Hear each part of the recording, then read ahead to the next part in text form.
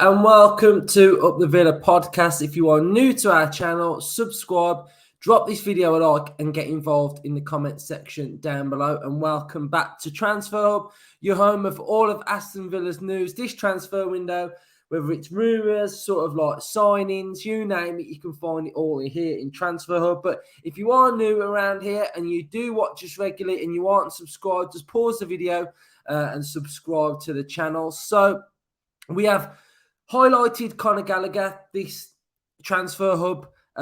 We've highlighted him in various episodes as who we as Villa fans, as you as viewers, have identified him as well as one that you would love at Aston Villa.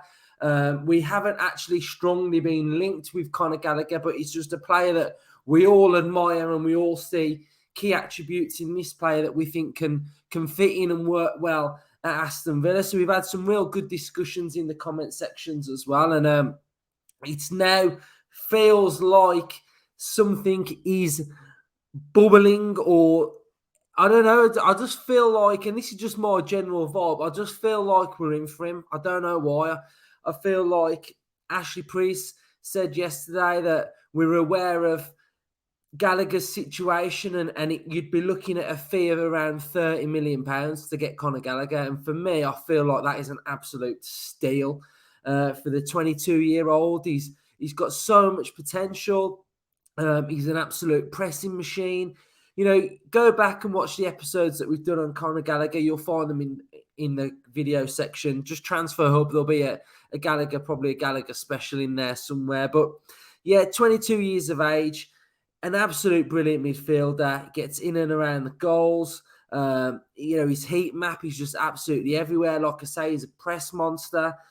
He had a real good season with Crystal Palace, and he's going to be going back to Chelsea. And Tuchel's going to have a little bit of a look at him in pre-season, and that's how I see it. I see it a little bit like the Cameron Archer thing with Aston Villa. I think Tuchel is going to have a look at him at the respect of sort of Gallagher. You know, Gallagher will want to make a claim in that Chelsea side, but we know what Tuchel's like, don't we? If you don't fit the system, you don't play. And I think we've seen that with Lukaku, whether it was a Tuchel signing or not, he just didn't end up fitting in the end. He got frozen out, he got bombed out, and he's gone back to Inter Milan. So Chelsea are blessed with a lot of central midfielders, and I don't really feel like, if I'm being honest, Connor Gallagher's natural game is going to suit Chelsea. I feel like Tuchel will want to sort of refine the way he plays because they've got Kovacic, Kante, Mount. You know, they've got a lot of central midfielders in there, and I think it's going to be difficult for him. It's going to be difficult for him to get the minutes that he wants required. It's going to be difficult for him to get the minutes for the World Cup. So I think his own aspirations might not be met. And I feel like a move would be the best option to Aston Villa, obviously.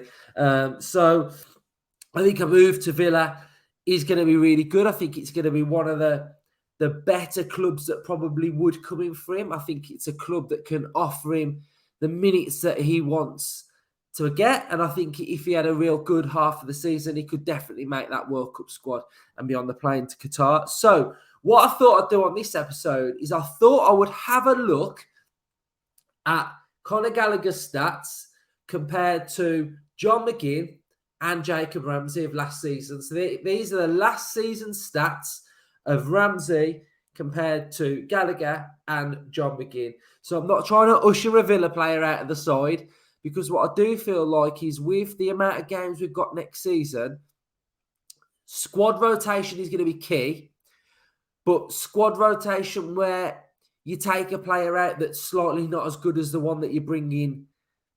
Do you see what I'm trying to say? I think now the player that comes out the side has got to be just as good as the one coming in. There can be no difference. Otherwise, we can't drop players, because what we'll find is that the player that comes out, the team isn't as good. And I don't think we can have that anymore. I think from where we want to go to, we've got to have very good players across the board. It's like when Liverpool take out a Salah, they're bringing in a Jota or a Diaz. quality players. And that's what I feel like we need to do. And that's, I feel like, where we need to be at. We need to have good players all across the board that can come in and do a job and improve Villa, not at the detriment of, we dropped in this game, so we're not going to. No, we've got to have really good players all through the side. So that is the point that I'm trying to make. So let me share the screen now for you. All right, here we go. So the Gallagher stats are on the left. John McGinn's stats are on the right. Here we go. So appearances, 34 for Gallagher, 37 for McGinn. So McGinn played more games, more minutes, and started more games last season. Hold on, got that in twice. So goals, here we go. Gallagher scored 8 goals, McGinn 3. Goals per game, goals per match was 0.24 for Gallagher and 0.01 for McGinn. Goals per minute, 357 goals per minute for Gallagher, 1,110 for McGinn. Gallagher had more shots. He had more shots on target, and his shot accuracy was a lot better in 53%, 0.66 to McGinn's 32.35. Now, I think when we're looking at McGinn here, it's McGinn having to do a job for the team, isn't it? It's not free-flowing John McGinn, go everywhere, do everything, do what you want. You are the complete playmaker of the side. So comparing him to Gallagher in an attacking sense here, I think we've got to take it with a bit of a pinch of salt, really. But I'm trying to show the comparison to the two players, if Gallagher comes into the side, where he'd sort of be fitting in, really. Assists, Gallagher got 3, McGinn got 5. Big chances created, Gallagher 5, McGinn 6. Passing completion, 81% for Gallagher, 79% for McGinn. Passes forward, John McGinn plays more forward passes last season, 496. And Gallagher played more backward passes in 264. Touches, McGinn had more touches per game, 1,970. McGinn was dispossessed 35 times. Gallagher was dispossessed 50. Let's have a look at this one then. So goals with their right foot, Gallagher 7. Headed goals, both got 0. Goals inside the box, Gallagher got 7, which doesn't surprise me, as we see on the heat maps for John McGinn.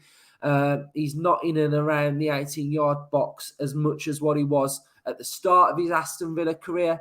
Hopefully, we can try and find his sort of Scotland sort of form / Villa form and mould him like we've said on previous episodes. Big chances scored, Gallagher had 4, and big chances missed, Gallagher had 4 as well. So defending, I think this gets a little bit more interesting now. McGinn had more clean sheets. We conceded more goals last season than Crystal Palace, which is a shocker. Interceptions per game, McGinn on 43. Tackles per game, pretty even, but Gallagher tops that with 68. Successful tackles, pretty even. Last man tackles, Gallagher had 1. Clearances, both on 23. Headed clearances, 9 for Gallagher. And aerial battles, 1 more for Gallagher. So if you're looking at these stats here, they're pretty equal in their defending. I just feel like at the minute we're sort of holding back the leash on McGinn, aren't we? But yeah, so the stats for Gallagher, slightly better attacking-wise, and defensively, pretty even. And discipline, 10 yellow cards for Gallagher and 12 for McGinn. Interestingly, Gallagher does more fouls than McGinn as well, 65. So let's have a look at Gallagher compared to Jacob Ramsey. So Ramsey on the right, Gallagher on the left. Matches, played 34 games each. Minutes played, Gallagher played more minutes. Matches started, Gallagher started more matches. That's it. So goals, pretty even. Now, compared to McGinn, you're going to see, hopefully, Jacob Ramsey more in an attacking side, not far off Gallagher, but let's have a look. So Gallagher goals, 8. Ramsey, 6. Goals per match, 0.24 for Gallagher, 0.18 for Ramsey. Goals, minutes per goal, 357 for Gallagher, 413 for Ramsey. Shots, 52 for Gallagher, 34 for Ramsey. Let's have a look at the shooting accuracy. 53% for Gallagher, 47% for Ramsey, so a lot higher. And shooting success, Ramsey's high with 17.65. Assists, Gallagher 3, Ramsey 1. Pass completion, Ramsey's higher of 86.98. Passes forward, pretty even. Look at these stats here, so even. 293 for Gallagher, 292 for Ramsey.